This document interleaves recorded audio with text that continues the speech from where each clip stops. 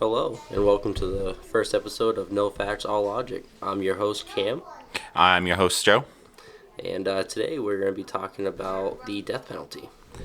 Death penalty. But do you want to start off by talking about, like, what do you think I'm going to fall on this topic? I'm going to say that you're for the death penalty.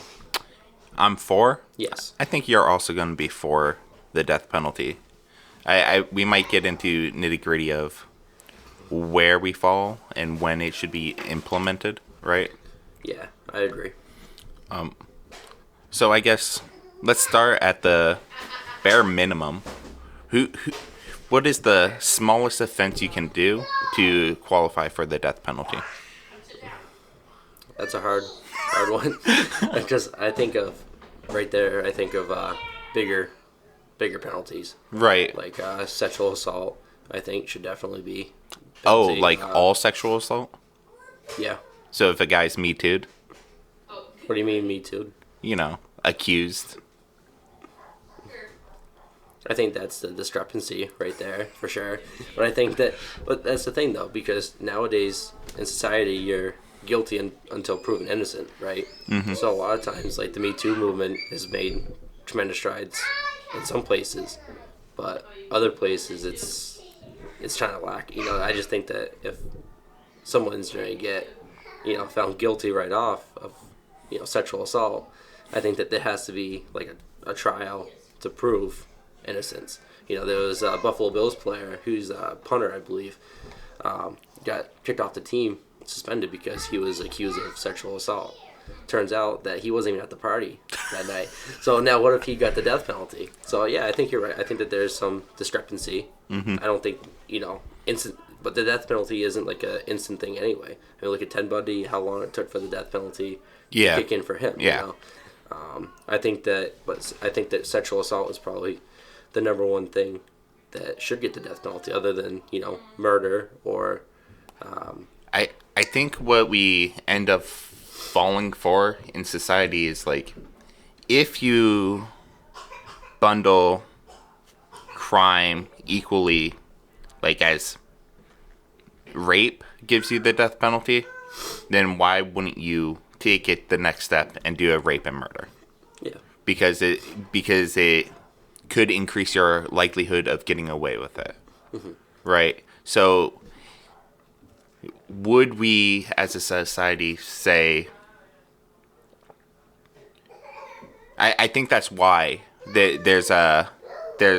we don't go to the straight death penalty, because when I look at like what it could be used for is people that are irredeemable, right, for society. Like there's no real chance they're going to be able to get back into society and contribute again.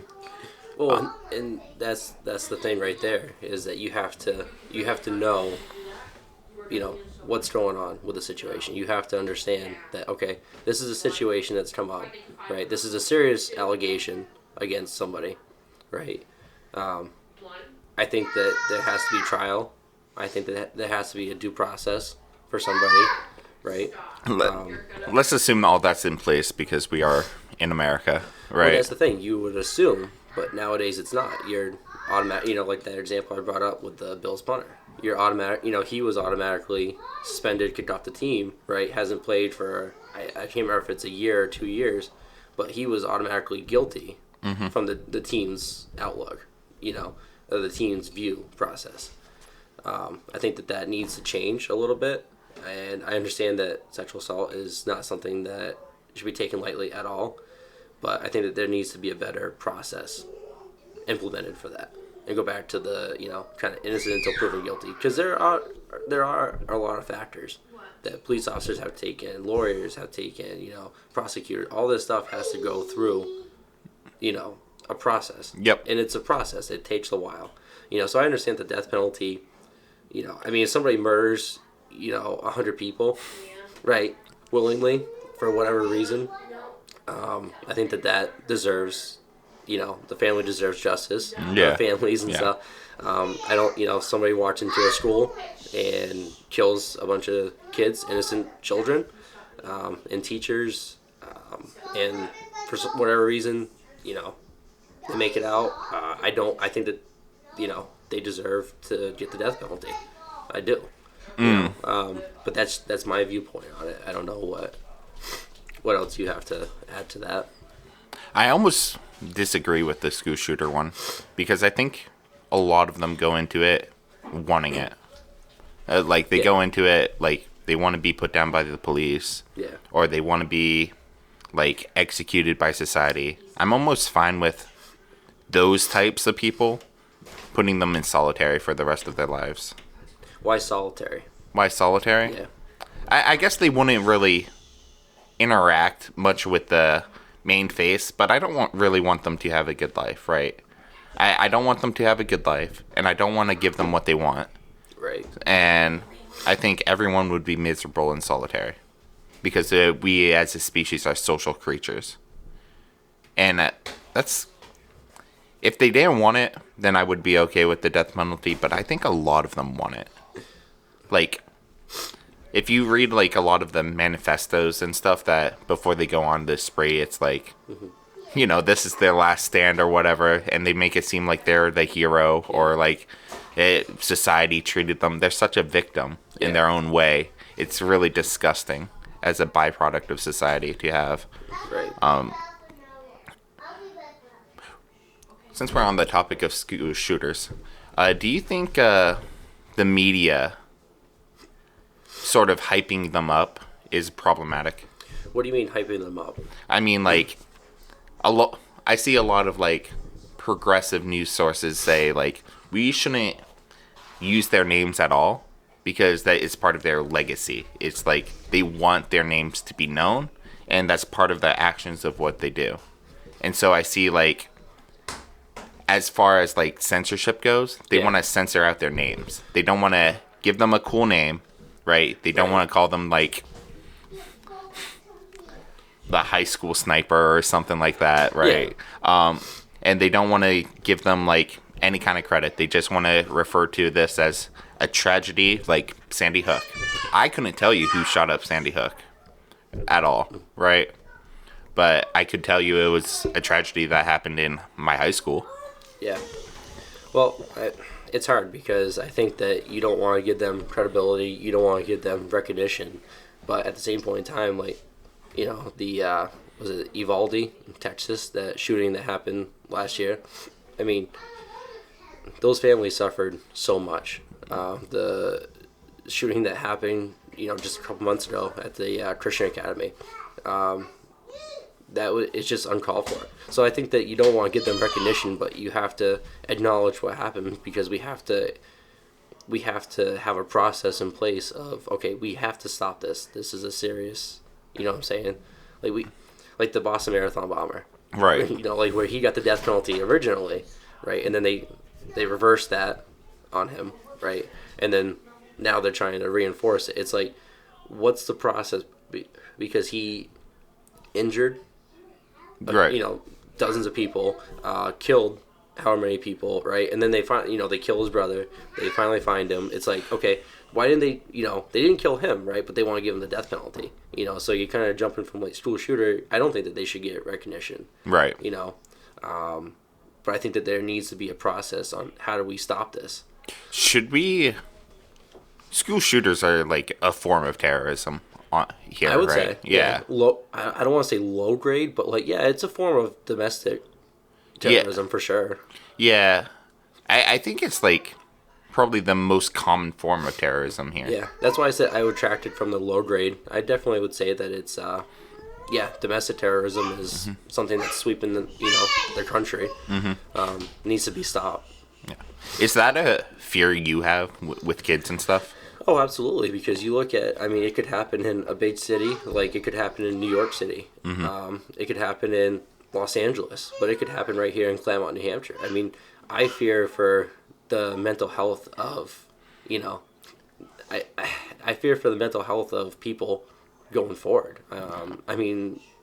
We have stuff that you see, like statistics, 1 in 5 Americans every year, or every day, come in with mental health or diagnosed with mental health issues.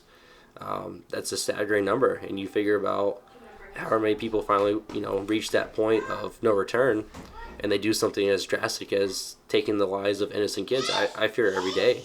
You know, I don't think I'm the only parent, for sure, but I worry that, Claremont's a smaller city than New York City and Los Angeles, but it could happen at any point. Yeah, I think it's I think that separates two types of like school shooters as well. There's ones that are like thoroughly angry with their local district, like I think it was the guy in Texas that the police didn't even go in. Hey, he was mad at the local school. Yeah. And then you have the guys that go into like much more of like, I think I'll hit up like the local news more in this location kind of thing. Like all the gay club shootings and stuff. Yeah. Or like running over. Man, there's a lot of gay shootings and stuff, but. Which is sickening. You know, it really is, because I think that no matter what, you know, how mad you get, there's resources for people, there's outlook, and if people are, you know, there's a serious mental health problem across the country. Yeah. And there's a lot of situations where people just, they can't control it anymore, you know. I feel terrible. I wish that everybody could get the help that they, you know, would go seek the help that they need. But taking the lives of innocent kids, I think that is definitely, I would say, terrorism. You know, and I think it needs to be stopped.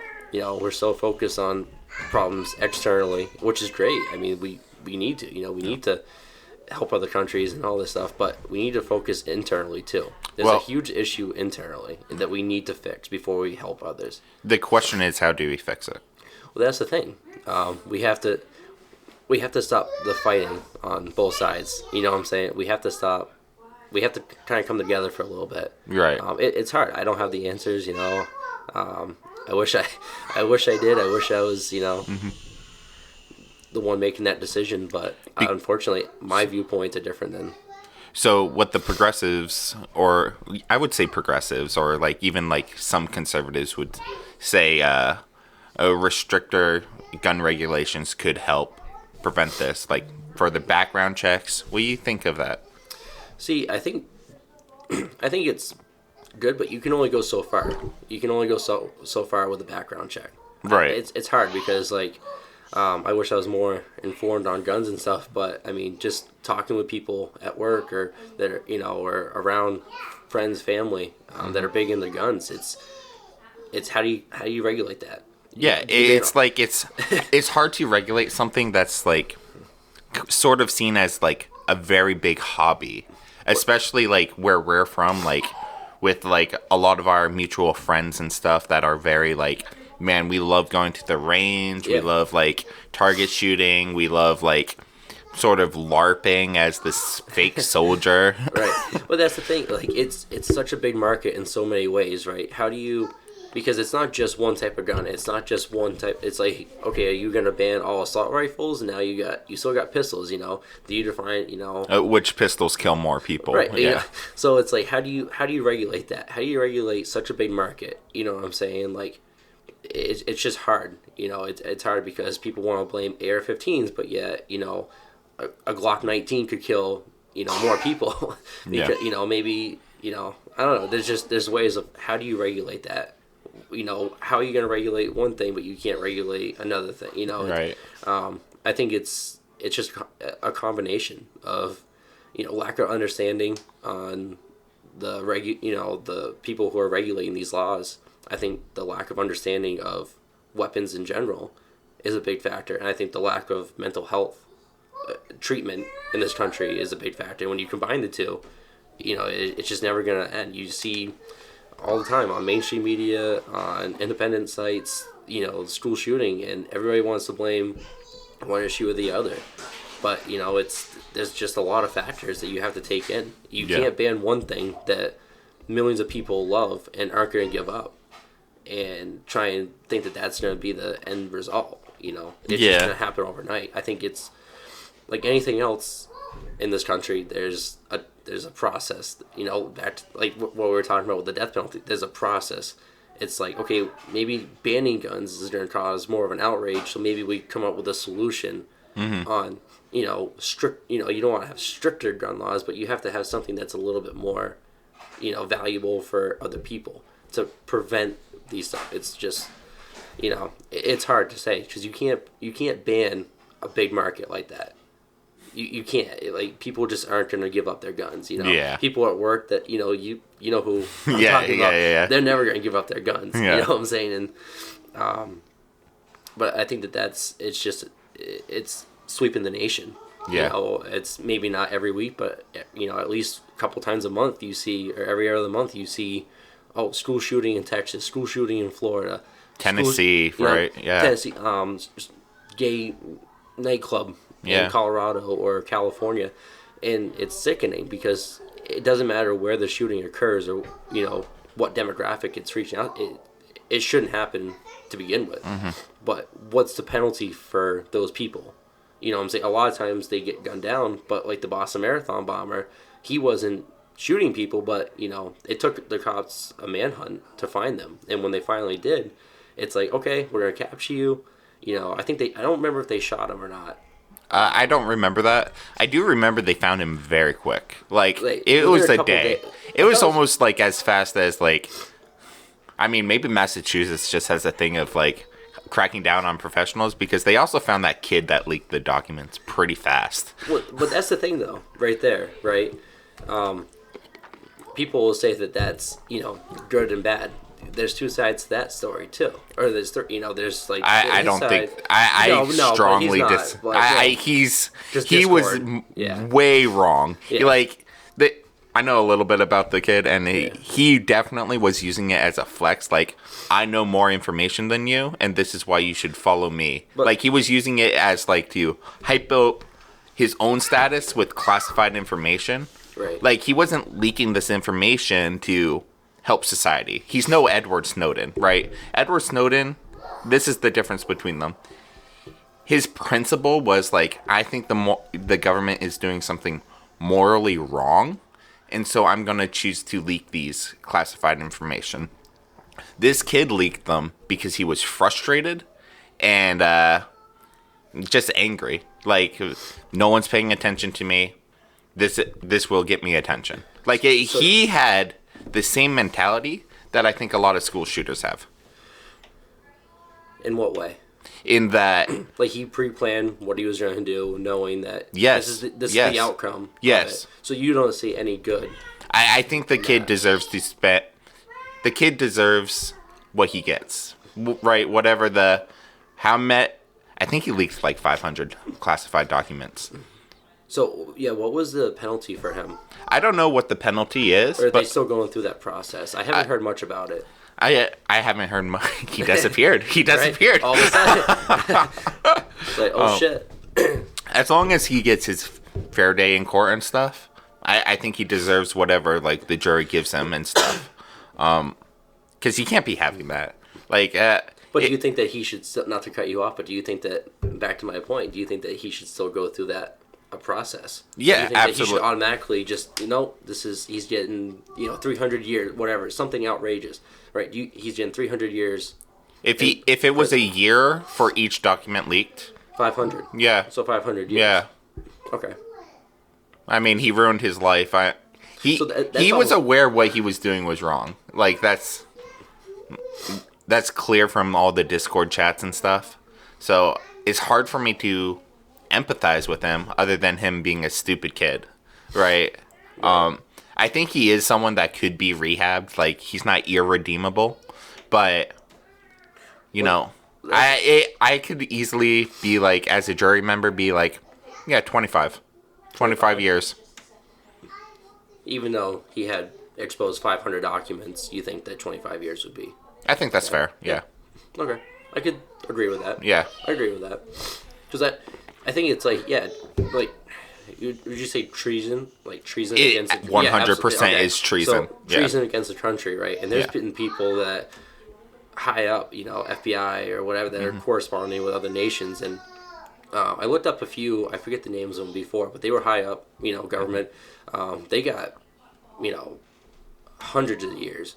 As they should. And that's the thing.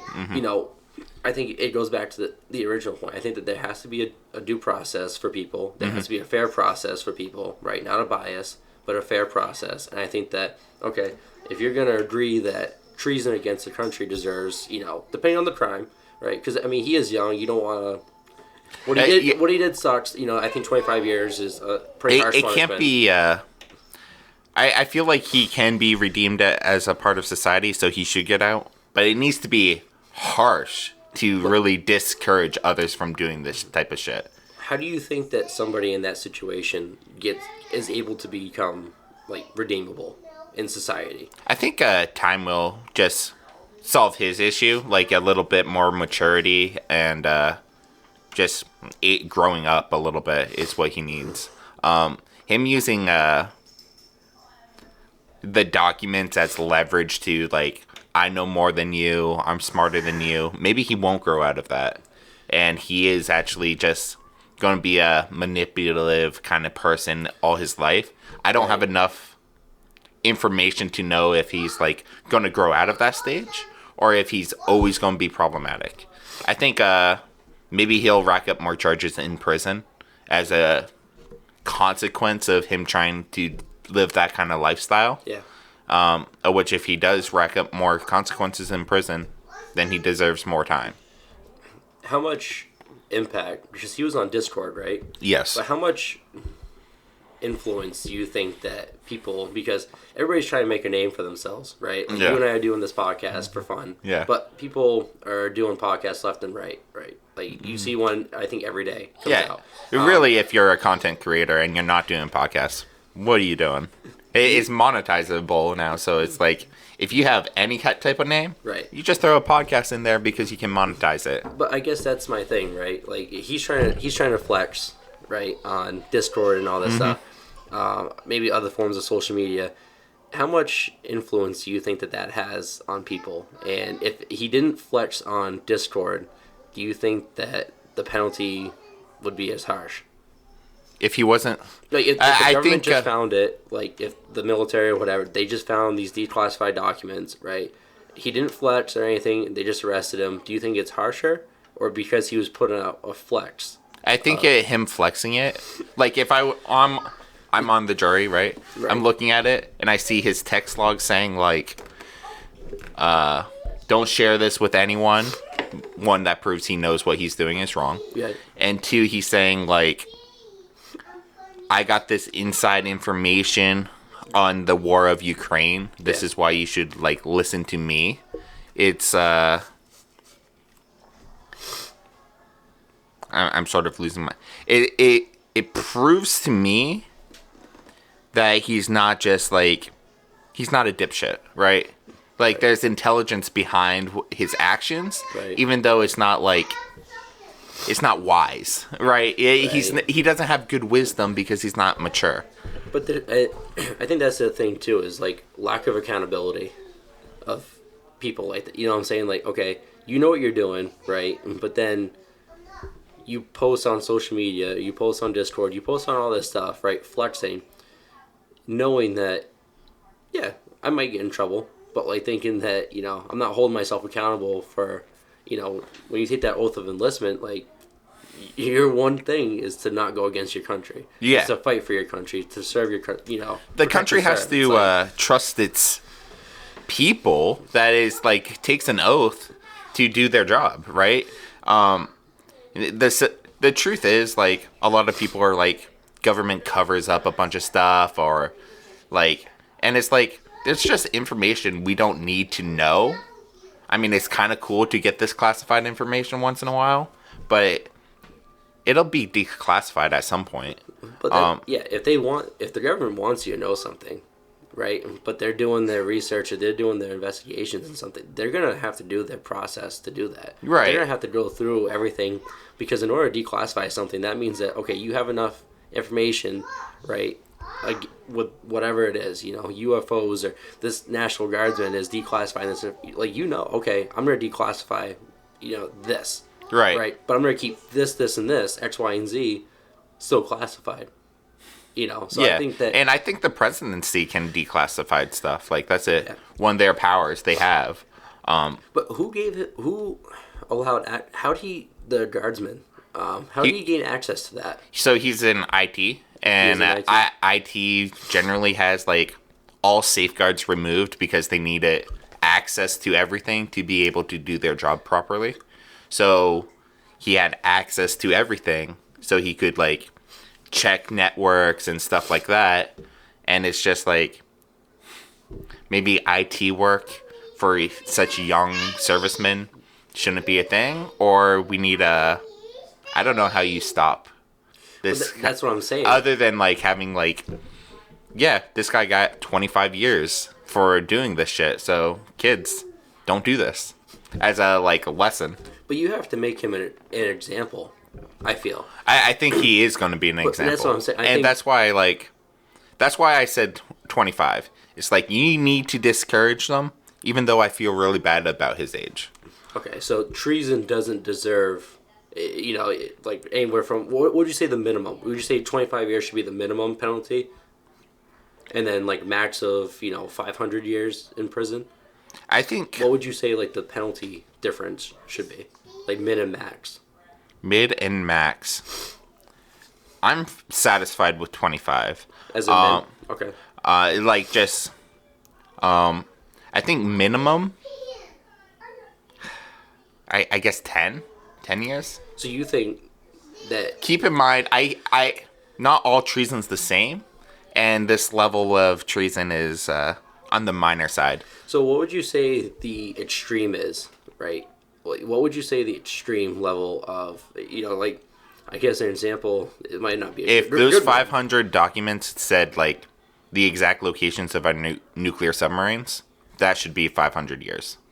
Yeah. Like of ours or theirs? Of ours. Of our nuclear subs? Or like if he leaked like this is how we track like Russia's nuclear subs. Oh, like that's irredeemable. Like that's a life sentence to me. Like if he's giving the like hostile nations like information of how we spy, which he did. He only leaked stuff like how we spy on our allies, which everyone was aware we did. It's just kind of embarrassing that got leaked.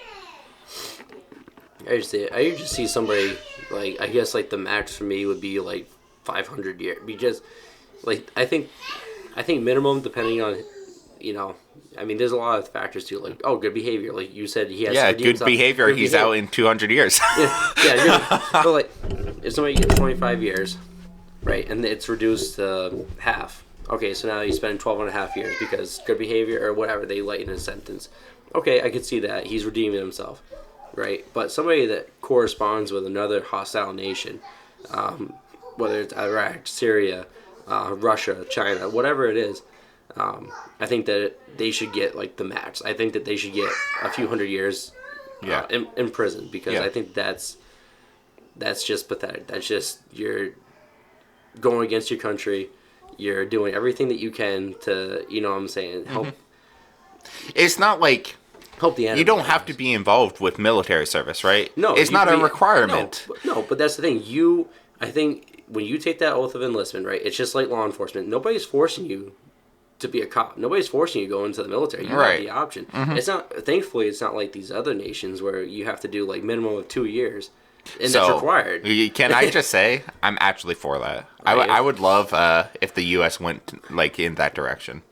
Part of me would, but I think it's I think the U.S. could treat it like as a sort of a extended high school. Only it's like it's over here. We focus on getting you in shape. We teach you a little bit about gun safety. We teach you a little bit about safety things, and here are some like higher level education courses that you can take while you're in this camp.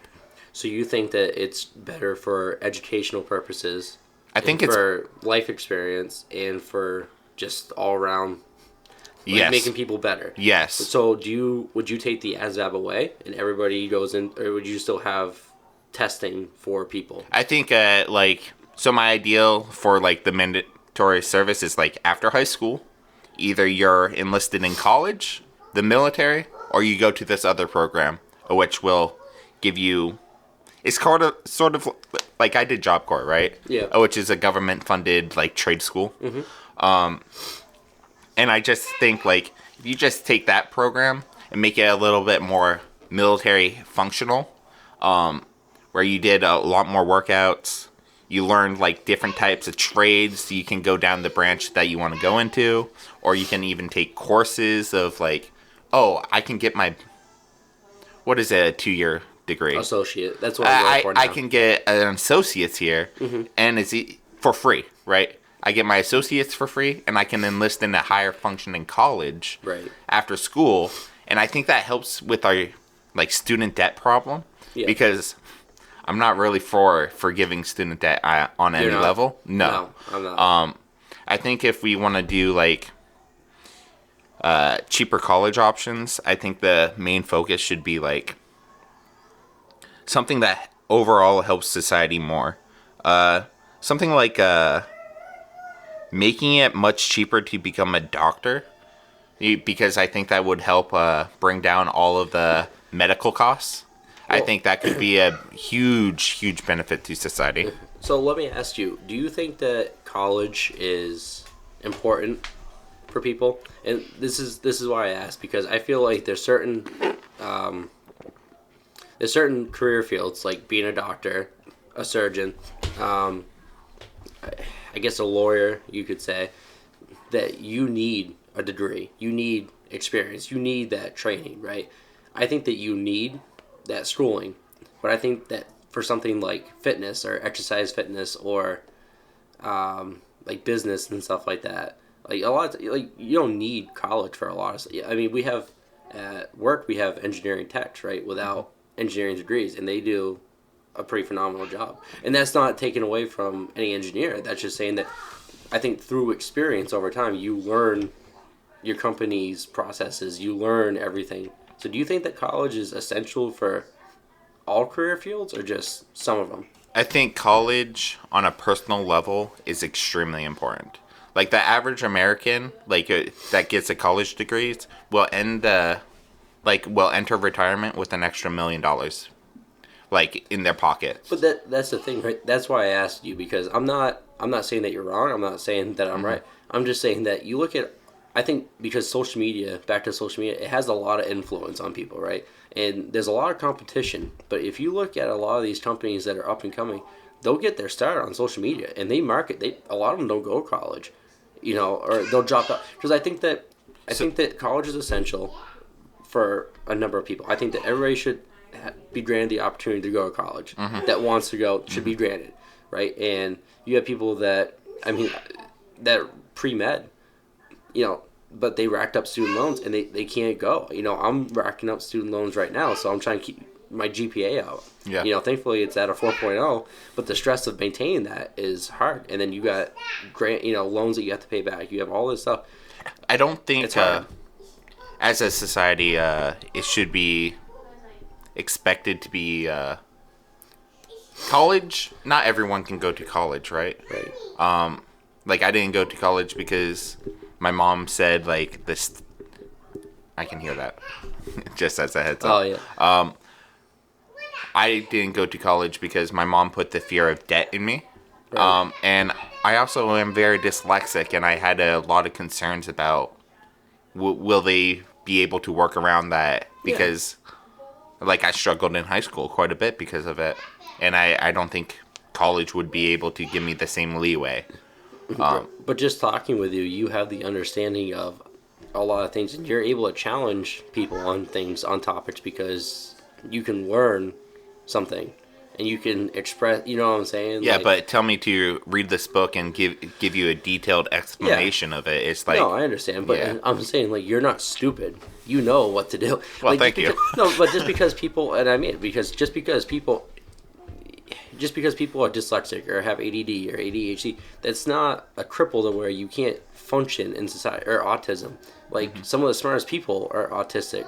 Some of the smartest people, like, I think Elon Musk has Asperger's, and the guy is like one of the richest people in the world. You can do all this stuff, but he saw college as like, okay, he got his degree, right? And I think he was in Stanford and he dropped out. But I mean, it's one of those things where, like, he just realized, Bill Gates, perfect example. Dropped out of Harvard. So I will say there's a big difference. Like, if you know you have something that will be big and you can like escalate it to the next level, go for it. Like, that college isn't for you. But if you're in the stage of, I don't know, you need to go to college, right? You gotta try. Try. You have to go to college because your mindset, it's not in a good spot where you can say, yeah, I could run my own business. No, you need to have that hardwired into your brain. Like, this business is going to take the world to the next level. I need to like hustle, and I'm putting so many hours in trying to getting this business up and going that I don't have time to study. If you're not hustling that hard because you have this grand idea of this project, you have no shot of making it. Go to college, make contacts with people, like build up like, that's another thing. Like, people that go to Harvard or Stanford, they made a good network of people that will help them boost later on in life. Like, just because Bill Gates didn't finish his degree there, he still made lots of contacts. He can be like, hey, I got this great computer system for your company. Like, those guys that are graduating there, like, their dads might be giving them their company and stuff. Right. So it's like a great marketing tool. Same thing with like Mark Zuckerberg of making Facebook of Harvard, right? It started as a college thing, and he dropped out because it started to grow outside of that. So it's not like you need to see like, oh, I'm going to school, but I also have this really cool thing right here. But now this passion I have right now is taking up so much of my time, and there's an opportunity to make a lot of money. So I can drop out of school and I can just do 80 hours of pushing this product through instead of doing like 40 in school, 40 over here. It's a matter of like going all in. And guess what? If you go all in on a project that fails, we don't hear about those people, but they're burned. Like, yeah, they're lost. It's just hard because I think a lot of it is like, if you are one of those people that figures things out on their own, right? Like, say you're a bodybuilder, right? And you're lifting weights every day, and you're focusing on those muscles, right? Over time, you're going to learn what a pectoralis muscle is and how you're going to grow the pectoralis muscle. Yeah, that's on your feet, right? Yes, yes. I'm gonna move on from that one. But you're gonna learn how.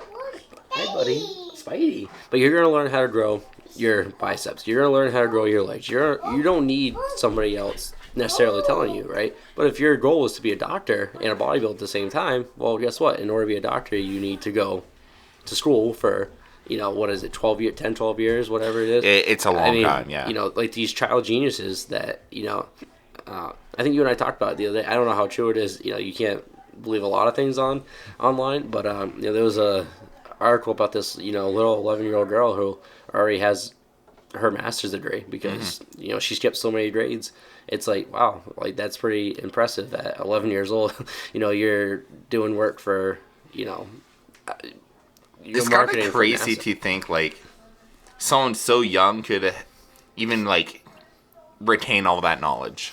Like, right. I have a hard time like with child geniuses and stuff knowing if they actually retained all the information or if they just understand the, like, the core concept of like some theories and can actually like push through those ideas. Like, I wonder, I really am curious of what the standard practice of it, because it's so abnormal, right? It's not like, well, that's what I was trying to say is like you everybody's like, oh, my kid's smart, is this and that, and my kid's reading at a high school level at 6th grade or whatever, and it's like, okay, and then you put it to the test and you see it for yourself, right? Like, okay, wow, they're insanely smart. And it's like, what's the difference in those kids like, what are they born with other, it's like, are they, are they just freaks? It's just insane, but it's awesome to see. But like people like that,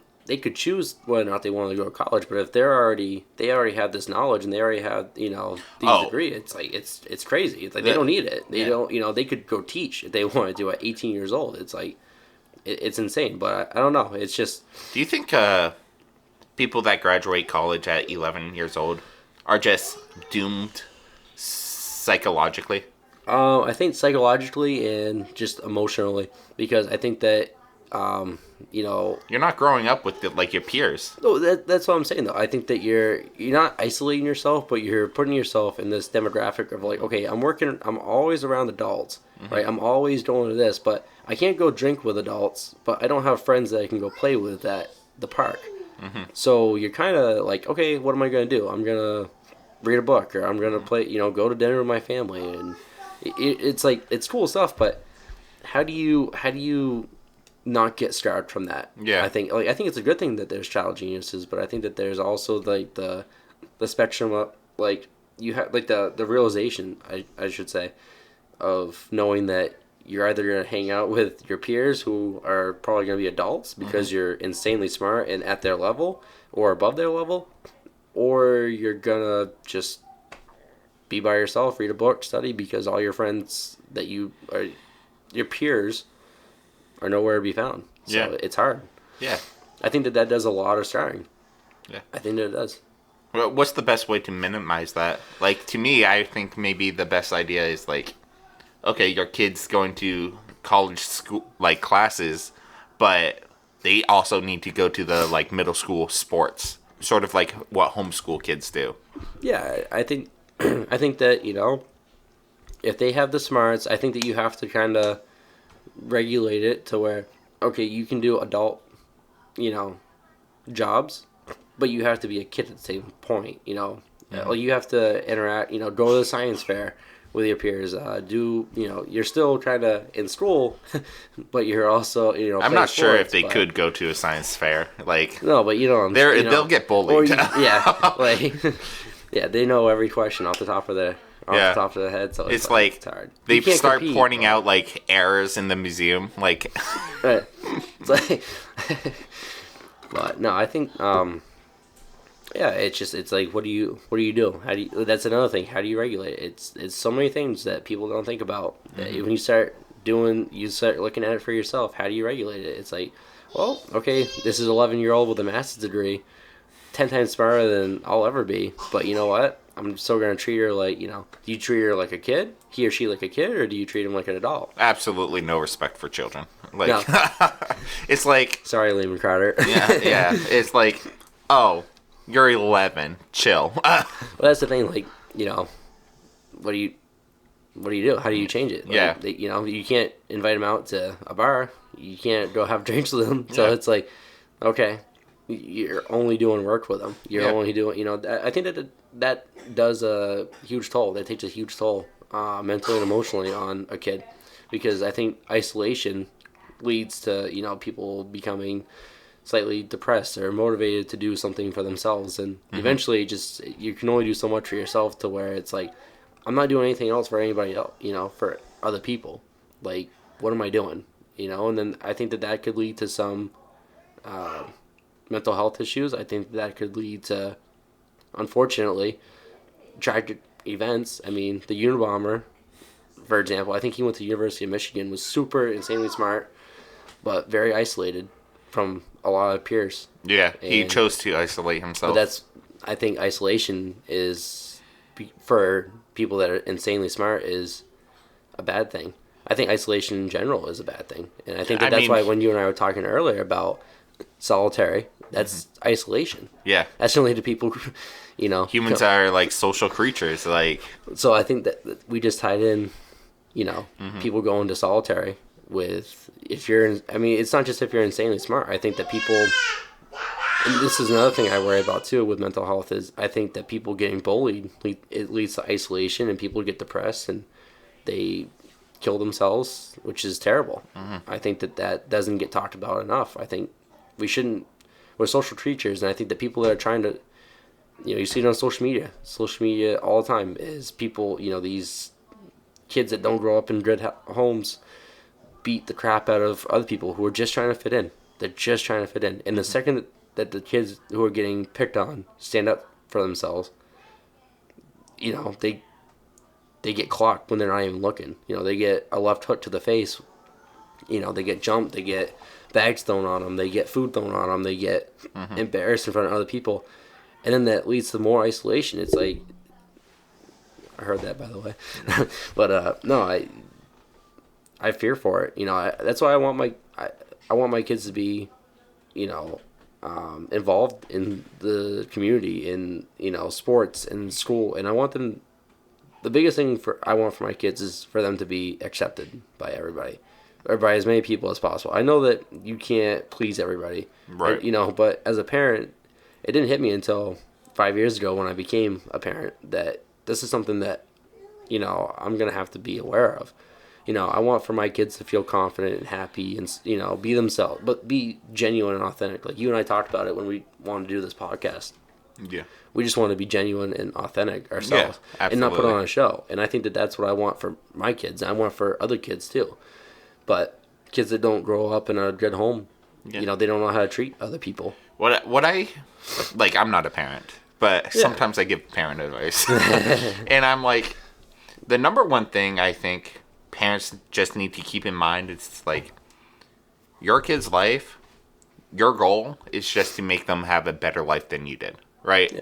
That should be the goal of a parent. Right. And even, like, thankfully I had, you know, a good upbringing. I had, you know, played sports. My brother and I, you know, I was pretty quiet in school. Like, I'm still kind of quiet. Like, I like to keep to myself. You know, I never partied. I never went out, did anything like that. I just played sports, hung out with my brother. You know, we had friends over, you know, did dumb shit with them. But that's everybody, you know. And then when I went to college, you know, my wife was a, you know, party animal, and she and I hung out. And so, I mean, I had a good life. It was always school, then sports. It was always keeping my family, my religion close to me. But I never judged other people. I accepted them for who they were and who they are. And I always try to be positive, you know. Yeah. You know, people are going to, not everybody's going to have, you know, that fortune. But I had a good upbringing. I had good people around me. I had, you know, which is all I ever wanted. And it's all every kid should ever want. Yeah. You know, is to have people there for them. And, you know, I don't know how your upbringing was. I assume good. I mean, and you turned out pretty good. So other than, like, growing up, like, pretty poor, yeah. I always felt like my mom was around and I could always go to her with stuff. That's awesome. Yeah, my mom was very good in my life, which I'm very fortunate for. It's kind of crazy. Like, do you ever think about, like, do you ever think about, like, if you weren't raised properly, like, what your life could have been? Yeah, I mean, you know, I think about it all the time, actually. You know, my parents got divorced a couple times, and it worked out for the better because, you know, I got, it's a little emotional, but I got, you know, a good guy in Donnie, you know, and he's been a really good, you know, father figure and a role model and example. And you're gonna make him cry if he listens to this. No, I'm already tearing up because I think about it, and, like, you know, from like 3rd to 4th grade, you know, or 5th grade, I was really depressed, and I didn't really care. I wasn't focused in school. I went to summer school after 5th grade, and 6th grade, I had a teacher, Mr. Cherry, who accepted me. Created a much better overall environment. I did better. First quarter, I missed honor roll by, like, a few points or whatever, and I remember that. And then I was like, okay, you know. And then I was hanging out. They were pretty much lifelong friends after that. Tyler Hall, Jacob Merritt, like, those guys were honor roll students, high honor roll students, and I was like, that's who I want to be like. I want to be more positive. I want to be better. So 6th grade, 2nd, 3rd, 4th quarter, I made honor roll. And all the way up, you know, we moved to a different house 7th grade, and we stayed there till my first year of college, which technically, you know, my first month of college, so I couldn't afford it. But no, we stayed on Cheney Street, and, you know, my junior, senior year, was even better. So I think about it all the time. It's kind of a long-winded answer, but I think about it all the time. Like, man, all these like failures that I had, and then they led to these successes. And then when Alyssa and I met in 2018, we didn't know each other long, but we hung out. And my goal, I tell her all the time, is to just be the best dad I possibly can, best husband I possibly can. And I'm an asshole a lot of times. That's just the Ackerman trait, as she likes to say. But I think it's a very human trait. Yeah. It's like, and you're still young. Like, yeah. And it's like, but it seems like you have the tools to be like, I'm going to be improving every year. Like, yeah. And I think I have those tools that I can improve on myself every year. Just mentally, where I come from, reflecting on a lot of my mistakes, and I make so many mistakes. I'm also not afraid of making mistakes too, or owning up to my mistakes. There's very, very few times where I'm like, I did something wrong, and I feel like I have to like cover up. Like, I don't have that. I usually just own up to it. It's better to like face consequences, because I don't really feel like I have been punished for owning up to my mistakes. Yeah. That's a good feeling. Yeah. It's good because, like I said, earlier we were talking about accountability a little bit. I think that you have to be accountable for everything that you do. And that self-accountability is what leads to improvement in character. And I think that, I'm only 24, but, Alyssa and I met when we were 18, almost 19, had kids at 19 and 20 years old. Yeah, right away. Got married at 21, and we've been together since 2018. So there's been a lot of trial and error, and there's just been a lot of trial and tribulations and stuff like that. And we've learned a lot about each other. We learned how to operate around each other, how to joke, laugh. But just the stress of work and school and parenting. Are you doing this right? Are you doing that right? And you constantly question yourself all the time. But the main thing is that if you can learn, okay, this didn't work, right? But this did. Okay, now I'm going to do that more, and then instead of, so you're just constantly trying to improve on your character and everything. That's all that you can do. But I think that accountability is something that people need, and that's back to the original point of the death penalty. I think that people have to be accountable. I think what it comes down to is if you don't hold yourself accountable, the government will.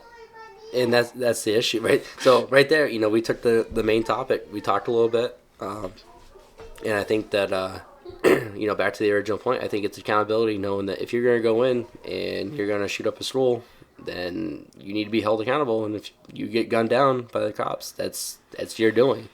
But that's accountability for your actions going into it, and it's not right. I think people that sexually assault others is terrible. I was just watching Sean Ryan's show, a clip of it the other day, and I watched a little bit of the episode, and he had the number one ethical hacker on, and he was talking about the hacker was talking about how California is trying to legalize adults being able to basically have sex with children, like legalize that. And so that right there, like you were saying, if you're not held accountable, the government will. Well, they're trying to make it based off like sexual orientation, and like that's another thing that goes in with mental health. But like that's pretty disgusting, pretty fucking disgusting, and there's no excuse for that. I always take like articles like that with a grain of salt, because it's really hard to find someone to say like this equals that, right? Like, but like, okay, if that's true, right? Yeah, let's say that is true. Like, I'm 100% in agreement with you. Like, that's disgusting, right? But like, even if that wasn't true, the fact that somebody came out with that article, they need to be held accountable, right? So I think that they deserve the fucking death penalty just for fucking, or not even death for penalty, misinforming. But like serious, like making up an article, maybe not the death penalty, but like a severe fucking, like, you lose your credentials, you lose access to all this shit. Yeah, you get never, Alex Jones. You can never fucking write again. You can never own your own channel. You can never do anything that you want. You lose all your fucking freedoms, and you go to jail for however many years, and then when you get out, you still don't have any access to that, because that, if that, say it's fake, right? That is a terrible thing to get people misinformed, riled up. Yeah, right. It's like, does California need another thing to like loathe that state? Right, because then say that's true, right? So say California's trying to legalize that, they're over here, right? Now Florida is the complete opposite. They want to instill the death penalty against crimes like that. Yeah. I'm all for that, because if an adult is having sex with kids, that is fucking disgusting. And there's no excuse for that. No fucking excuse for that. I don't give a fuck. And if you look at, you'll have to go on and watch that episode of the Sean Ryan Show. It is a great episode. This guy is talking about so many different chat rooms that he can hack into and get access to, and the stuff that he's talking about is, they had to actually bleep a lot of it out because it was so like raunchy and gore. It was just disgusting. That's absolutely fucking terrible. That anybody would ever allow that. And parents are trying to allow it to happen to their own kids. That's fucking gross. So yeah, I think that's what this, back to the original point again, is accountability, but knowing that if that's true, and not even just California, but other states are trying to legalize that, that's not acceptable. Well, it really comes down to what's the exact wording of the law they're trying to do, because it's easy to... It's something to do with making it okay based off like sexual orientations that adults and kids can have sex. It's something with sexual orientation. I don't want to put fake words out there, but I'd have to look up the article, but just hearing that. Because, like, as a society, we do recognize, like, your physical age doesn't inherently reflect your mental age, right? And, like, someone that's 21 but is a retard, that, like, we should consider them as a child, as a society, right? And I think that's... I think I do know what you're talking about, and I think it's, like, that's where it's coming across. Like, I think that's what the bill's for, is, like, to say, like, there's a big... Hey guys, sorry for the technical difficulties, but we're going to end this podcast on a serious note. Joe, what are the 3 most depressing states? 3? Yeah. 3? We'll go back. We'll go, we can even go the 3 best states and the 3, like, fucking worst states. Okay. Worst states?